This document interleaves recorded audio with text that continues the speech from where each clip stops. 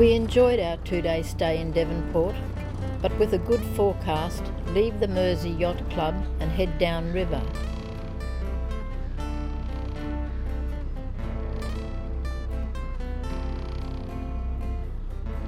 Apart from being a cargo port, this is also where the Spirit of Tasmania car ferry docks.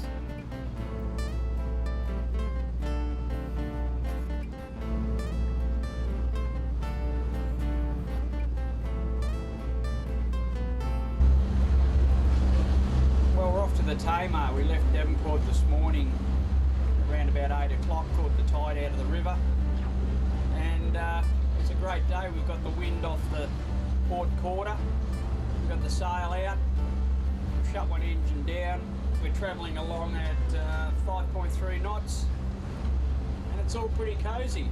We're having a good time this trip.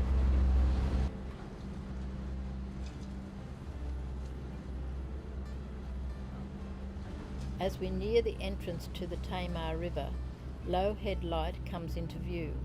Be aware also of Heeb Reef, which is well marked and should be left well to starboard. Lateral marks and leading beacons guide you past the old pilot station and upstream. Timing the tide is important as it flows at up to 4 knots in the river. We berth at the pontoon at Georgetown and enjoy lunch at the pub. This pontoon provides the best access for reprovisioning in this area.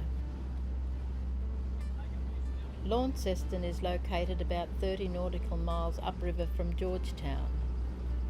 Pontoons are available at various locations along the river.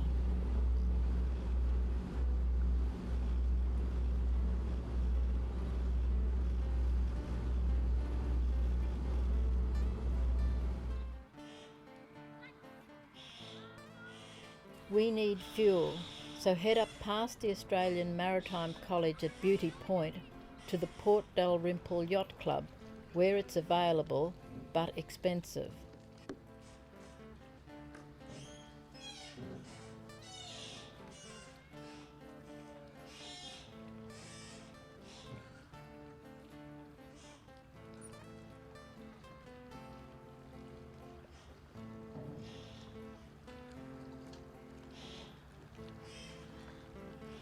Port Dalrymple and Bells Bay is another busy seaport.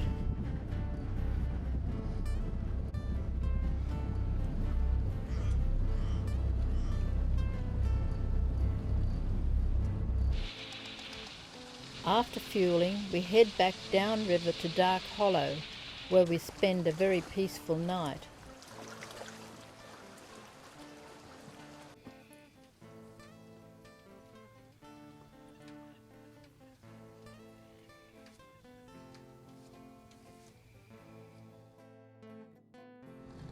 The next day, a southerly change chases us out of Dark Hollow and we head around the corner to Clarence Point.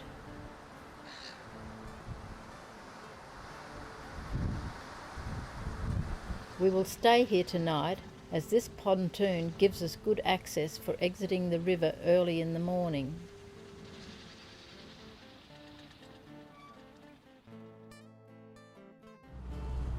We left from a pontoon in the Tamar River this morning at 0300. We messed up the tide information and had to push the current all the way out of the river.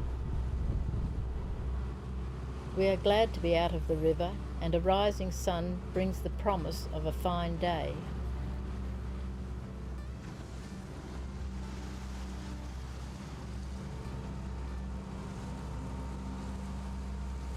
A northwesterly builds gradually during the morning and conditions start to deteriorate, with the wind going southwest as we reach Waterhouse Island. We had a pretty good trip across, averaging probably 6.5 knots, and we've anchored behind Waterhouse Island. Since we've been here, the wind's really got up. It's puffing up over 30 knots at the moment, and we're glad to be anchored behind the island.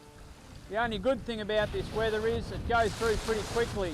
Hopefully tomorrow we'll have better conditions for heading a bit further down the coast.